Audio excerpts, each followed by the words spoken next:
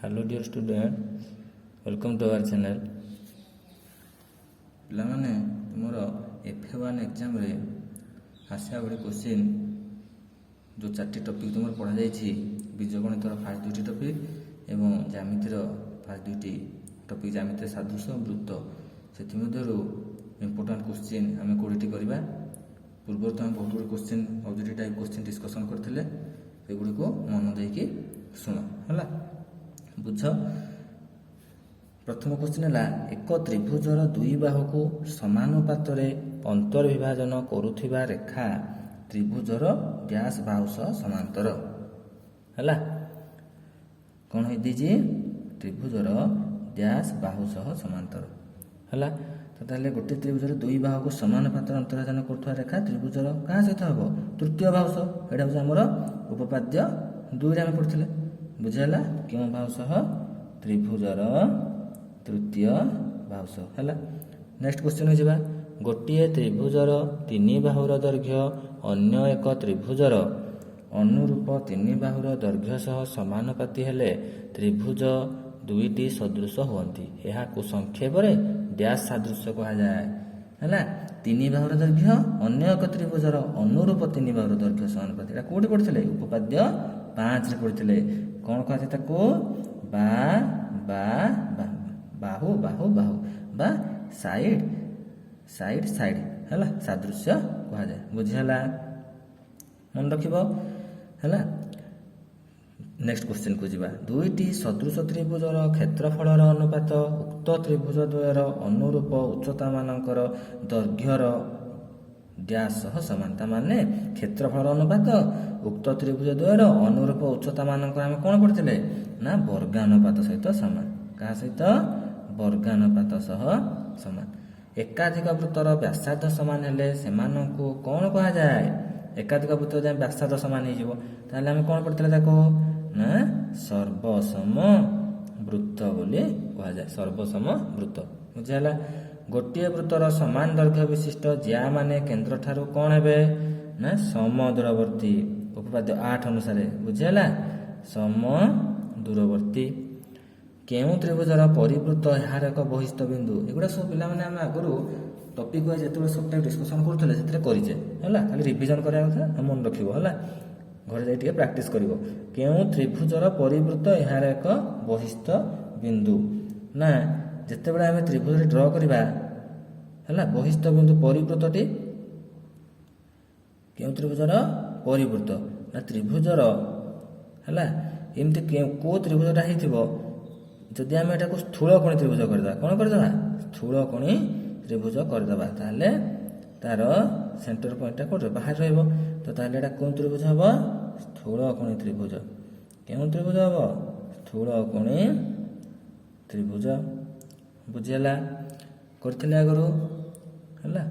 ଗୋଟିଏ ବୃତ୍ତାନ୍ତ ଲିଖିତ ଟ୍ରାପିଜିୟମର ଗୋଟିଏ କୋଣ ସମକୋଣ ହେଲେ ଏହା କେଉଁ ପ୍ରକାର ଚିତ୍ର? ବୃତ୍ତାନ୍ତ ଲିଖିତ ଟ୍ରାପିଜିୟମରେ କରିବ ହେଲା। ଟ୍ରାପିଜିୟମ କହିଲେ କ'ଣ? ନା ଗୋଟିଏ ଯୋଡ଼ା ବାହୁ ସମାନ୍ତର। ଗୋଟିଏ ଯୋଡ଼ା ବାହୁ କ'ଣ? ସମାନ୍ତର। ତାହେଲେ ଗୋଟିଏ କୋଣ ଆମେ 90 ଡିଗ୍ରୀ ନେଲେ, ଯଦି ଏଇଟା 90 ଡିଗ୍ରୀ ନେଲେ ଏ ଦୁହେଁ ଯଦି ସମାନ୍ତର ହେଲେ ତାହେଲେ ସମାନ୍ତର ବାହୁର ଇ ଛେଦ କରେ ଏକ ପାର୍ଶ୍ୱସ୍ଥ ଅନ୍ତସ୍ଥ କୋଣ ତ ମିଶି କ'ଣ ହେବ? 180। ତାହେଲେ ଇଏ ବି 90 ହେବ ହେଲା, ବୁଝିହେଲା ତ। ତାହେଲେ ଇଏ 90 ଇଏ 90 ହେଲା। ତାପରେ ଆମର ଆମେ କ'ଣ ବୃତ୍ତାନ୍ତ ଚତୁର୍ଭୁଜ ବିପରୀତ କୋଣ ପରସ୍ପର ପରିପୂରକ ବୋଲି ଜାଣିଛେ, ଇଏ ମଧ୍ୟ 90 ହେବ। ତାହେଲେ ଅଟୋମେଟିକ୍ କେତେ ହେବ? 90 ହେବ, ବୁଝି ହେଉଛି। ତାହେଲେ ଏଇଟା କି ଚିତ୍ର ହେବ? ନା ଆମର ଆୟତ ଚିତ୍ର ହେବ। କ'ଣ ହେବ? ଆୟତ ଚିତ୍ର। ନେକ୍ସଟ କ୍ୱେଶ୍ଚିନ୍କୁ ଯିବା। ଏକ ବୃତ୍ତାନ୍ତ ଲିଖିତ ସମବାହୁ ତ୍ରିଭୁଜର ପ୍ରତ୍ୟେକ ବାହୁର ଦୈର୍ଘ୍ୟ 3 ସେମି ହେଲେ ବୃତ୍ତର ବ୍ୟାସାର୍ଦ୍ଧ କେତେ ସେମି? ସମବାହୁ ତ୍ରିଭୁଜ ଗୋଟେ ତିଆରି କରିବା, ବୃତ୍ତାନ୍ତ ଲିଖିତ ସମବାହୁ ତ୍ରିଭୁଜ। ତାହେଲେ ଗୋଟେ ସମବାହୁ ତ୍ରିଭୁଜ ପିଲାମାନେ କର, ବୃତ୍ତ ଅନ୍ତର୍ଲିଖିତ ସମବାହୁ ତ୍ରିଭୁଜ ହେଲା। ପ୍ରତ୍ୟେକ ବାହୁର ଦୈର୍ଘ୍ୟ 3 ସେମି, ଆମେ 3 ସେମି ପାଇଲେ। ତାହେଲେ ୟାର କ'ଣ କରିବା? ଉଚ୍ଚତା କରିବା ହେଲା। ଏ ବି ସି ୟାକୁ ଡି ନେଇଯାଅ। ଏଇଟା ହେଉଛି କେତେ ପିଲେ? ଇଏ ଯଦି ହେଉଛି ଆମର ଉଚ୍ଚତାଟା କ'ଣ? ବାହୁ ଦେଇଥିଲେ ହେଲା, ବାହୁ ଦେଇଥିଲେ ସମବାହୁ ତ୍ରିଭୁଜର ଉଚ୍ଚତା କୁହ। ନା ବାହୁ ଦେଇଥିଲେ ଉଚ୍ଚତା ଇଜ ଇକ୍ୱାଲ ଟୁ √3/2। ଉଚ୍ଚତା ଇଜ ଇକ୍ୱାଲ ଟୁ √3/2 ଇଣ୍ଟୁ ବାହୁ, ହେଲେ 3√3/2 ହେବ। କେତେ ହେବ? 3√3/2। ହେଲେ ଆମେ ଏଇଟା କ'ଣ ଜାଣିଛେ? ତାର ଉଚ୍ଚତାଟା କେତେ?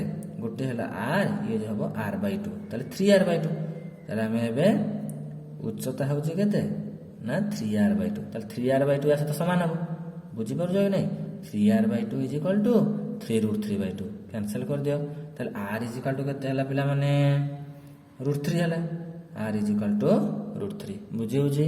वृत्तांत लिखित सामंतरिक चित्र की प्रकार चतुर्भुज वृत्तांत लिखित सामचित्र एक आयत चित्र पिला माने बही पूरा देजी हैला बोल्ड अक्षर ब्लैक रे पूरा हैला तो ताको मन रखिबो पढ़िथिले वृत्तांत सामंत चित्र कोन हबो वृत्त भितर जे गोटे सामंत चित्र हम ड्रा करिबा ताले से कोन हेबे आयत चित्र हबो।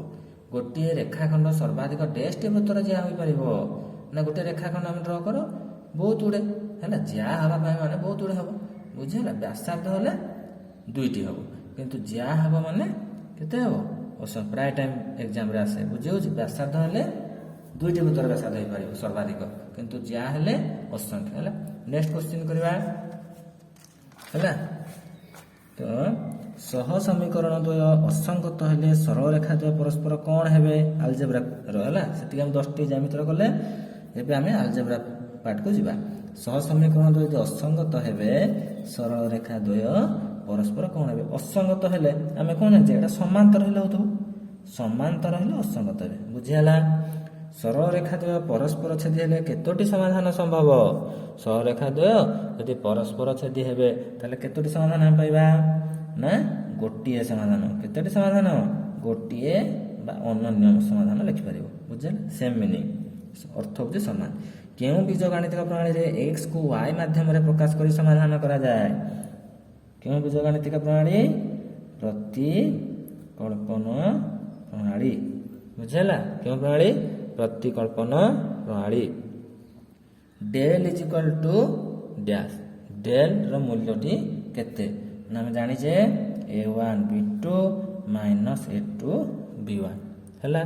नेक्स्ट क्वेश्चन जिबा y is equal to del y by कोन y is equal to del y by del हैला x is equal to del x by del y is equal to del y by del मन रहला एटा कोडी हम व्यवहार करते Cramer's rule रे वज्रगमन सूत्र कहार अन्य रूप ये देखो कहार अन्य रूप एबे कहले क्रैमर्स रूल हैला कहार अन्य रूप क्रैमर्स रूल 2 3 -1 2 यार मूल्य डिटरमिनेंट मूल्य बाहर करबा देखो केते हबो 2 * 2 माइनस -1 * 3 ताले केते हो 4 + 3 ताले 7 आंसर केते हबो 7 बुझेला।